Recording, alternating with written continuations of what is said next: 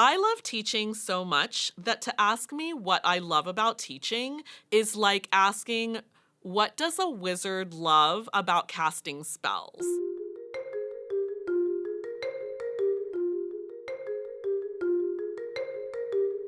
There's just this energy around all of her classes. She's one of those people that are just really innovative in the way she thinks, innovative in the way she teaches. Gail is the person who's always like advocating for you, and she does so with such enthusiasm and grace and passion and wit.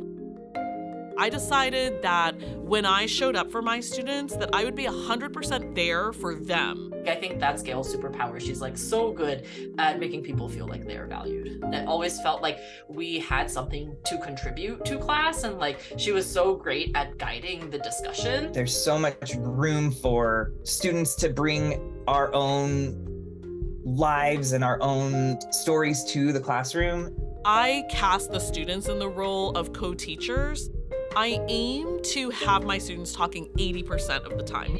What scene that's made me more challenged by life? Oh, I really like both parts of what you're saying here. One of them. Once I realized that it wasn't just about her, that it was also about me, then I was like, fill me up.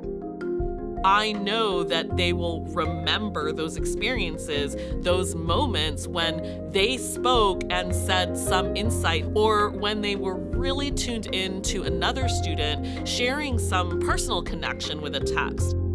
I really know they're going to walk away from that day really changed by that experience. What I want to accomplish in the classroom would be to listen to what they have to say and to facilitate and cultivate their genius.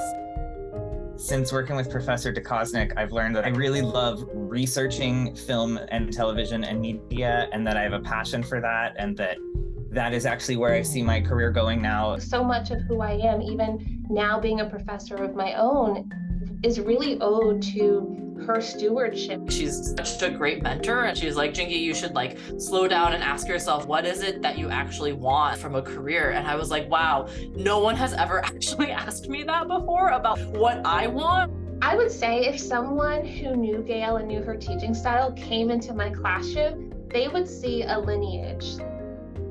When I think about the kind of professor that I want to be, it's like literally Gail. And I hope to be what she was to me for other students.